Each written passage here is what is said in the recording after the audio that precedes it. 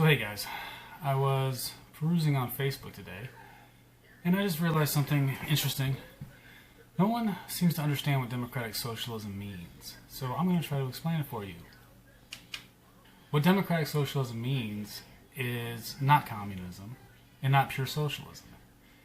It's capitalism plus socialism. See, if you have socialism without capitalism, you basically have communism, and that's not good. We all know that. We all can agree on that. If you have capitalism without socialism, capitalism runs wild, and we have what we're having right now, which is all the wealth going up straight up to the top. And it's been doing this since the 70s. And what people don't seem to understand is that all of this, what we're going through now, was man-made by policies, by our governmental policies, and driven by big business interests. The lobbyists, there's like 1,000 lobbyists per congressman in Washington nowadays for that specific reason, to keep money in their pockets. And it's worked out very well for them if you check the numbers. That your basic CEO makes 200 or 300 plus more times than his average worker, not the janitor, his average worker. The guy making $80,000 to $100,000. He makes 300 sometimes more than that. Back before the 70s, it was around 45 times the amount. And why is that, you might ask? Well, the highest tax bracket was 90% between 1946 and 1970. All right, it was policies that were championed by Eisenhower, a Republican. It perpetuated the largest economic growth in our country's history.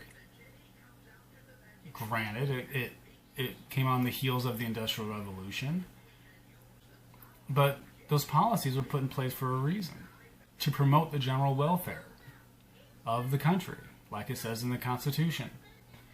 So I don't really understand why people don't understand about this. It's not rocket science. It's the economy, stupid. All right, and the economy isn't money. Isn't the study of money. It's the study of human behavior when it comes to finances. That's all economics is. And the Republicans don't seem to understand that. People that support the majority of Republicans don't understand that.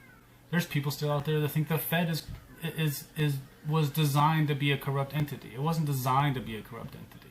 It's run by human beings, just like everything in this world is run by human beings, except of course the things that are run by machines. So what you have here is people just not understanding the basic concepts of what drives an economy, or basically that I know a lot of people that don't understand what government does and how government works and how regulations work. I hear a lot of calling for deregulation. Well, if you want a repeat of what happened in 2008, go ahead. Deregulate the hell out of it. If you want a vibrant economy, something that can only be built on the back of the middle class, then you have to go a different direction. You can't just try to, give tax breaks to the rich and allow corporations to not pay any taxes and hide their money in offshore accounts and evade taxes by putting their headquarters in a cubicle in Ireland. That's just not how things operate. So this whole vlog I'm doing right now it stems from a video I just saw. It was a 20-minute video. It was very entertaining, although it got about 99% of the things it said wrong. And it was clear that the guy that was talking, his name of Stephen Crowers, I think, didn't understand really anything, especially about how economies function. Basically, he was saying that democratic socialism is the exact same thing as pure socialism. And he put out he cited a bunch of things and got pretty much all the citations wrong. For example, he said that that the Supreme Court of Canada somehow called the healthcare system in Canada a human rights violation, which you can, if you pause the video, you can even see what it actually says, and he's completely and utterly wrong. And that's something that I see a lot of conservative types doing when it comes to that kind of thing.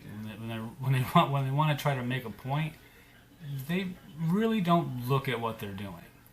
They really don't read, and they really don't, cite their sources correctly. I tell that to my friends all the time on Facebook. You're posting something that I know is completely false and fictional.